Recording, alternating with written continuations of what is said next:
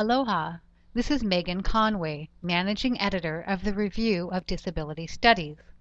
This editorial is taken from Volume 8, Issue 1 of the Review of Disability Studies and begins a forum focused on self-determination, guest edited by David Leake and James Skauge from the University of Hawaii. For the full text of RDS Volume 8, Issue 1, please go to our website, www.rds.hawaii.edu.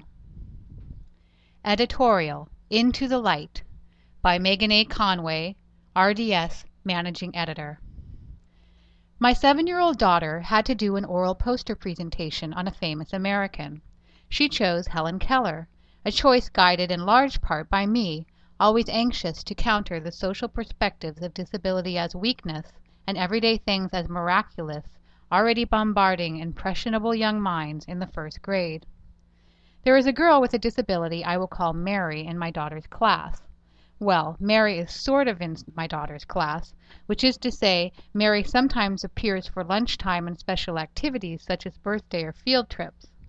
When Mary does come to the classroom, she sits passively at her almost always empty desk with, quote, Mary, unquote, printed at the top in large letters. Her name proclaims the truth of what is not apparent, that Mary is indeed a member of Room 1.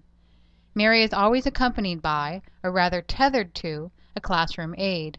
The aide's sole purpose seems to be to keep Mary from participating. Case in point, I brought my hearing dog into the classroom to give my annual talk about working dogs help people with disabilities, and by the way, people with disabilities are just like you. As expected, Mary was there, and as expected, she was sitting in the back of the room, where she was least likely to cause a disturbance, or rather, most likely to cause a disturbance, because she couldn't hear what I was saying, or see the pictures in the brightly illustrated children's book I was reading about My Buddy the Service Dog. After the story and a handful of eager questions from my audience such as, what happens when Buddy has to go to the bathroom? I sat with my dog while the children came up one by one to pet him.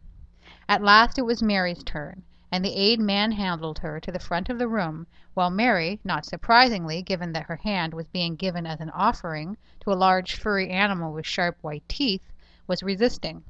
No, no, wailed Mary, pulling away as the aide stood behind her, blocking her exit and shoving her towards me. Hey, I said, let her go. She doesn't have to pet the dog. Step away, aide. Mary can come on her own if she wants to. The aide was in such shock she actually did what I said. She stepped back, ready to pounce on Mary if necessary, but releasing her arm from the death grip. Mary got the most wonderful expression on her face. She stood there, surrounded by empty space, free, for a split second, to decide. And of course, as I had expected, she decided to come forward. She reached out her arm and she patted my dog. And then she gave me a great big smile, full of light, full of understanding. And then she was sucked back into the grip of the person meant to enable her.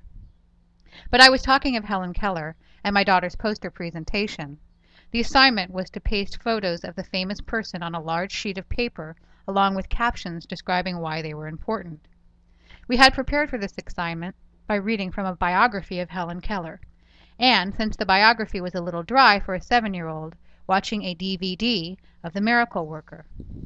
What did you learn about Helen from watching the movie? I prompted. She was deaf-blind. Okay, that's right, and what else? She slapped people. What? She slapped people. She knocked her teacher's tooth out. It was so funny. My first reaction was, you can't put that in your report, that she slapped people. Surely there is something nicer than that you can say about Helen Keller. So we wrote that Helen traveled a lot, and she was friends with Alexander Graham Bell, and she met presidents, and she showed the world that deaf-blind people can do anything. I was incensed that Helen was always portrayed as a savage who was rescued from darkness by the savior, Annie Sullivan. Isn't that just the way of society, I fumed, idolizing someone because they became normal against the odds. And that made me rethink my reaction to Helen Keller slap people. What was slapping people but exerting her own sense of self, her right to want it all and to want it now? She was expressing her resistance against doing what she was told, doing what she did not understand. If Helen slapped Annie, it was because she was self-determined, because she had a sense of her own person as distinct from others, and of herself as exerting control over her world. In bringing Helen into the light, the essence of that self-determination was lost, at the expense of being able to express herself in a way that was acceptable to others. One of the great conversations, if you will, about Helen Keller was her relationship with Annie. Because Helen relied on Annie for just about everything, the question arose of who was Helen and who was Annie. What of what Helen said was from Helen, and what was from Annie? My personal opinion is, what does it matter? Together they were two remarkable women. Apart from each other they were remarkable too. That was Helen, the author, socialist, travel, actor, dancer, speaker, thinker. But was she self-determined? Did she ever slap someone after she figured out that water was the stuff coming out of the well in the backyard? Not likely, because the mission of Annie, of Helen's parents, of the Perkins School for the Blind, of society, and for Helen herself, was for Helen to behave as if she were normal. That behavior involved giving herself over to the unseen hand of decorum.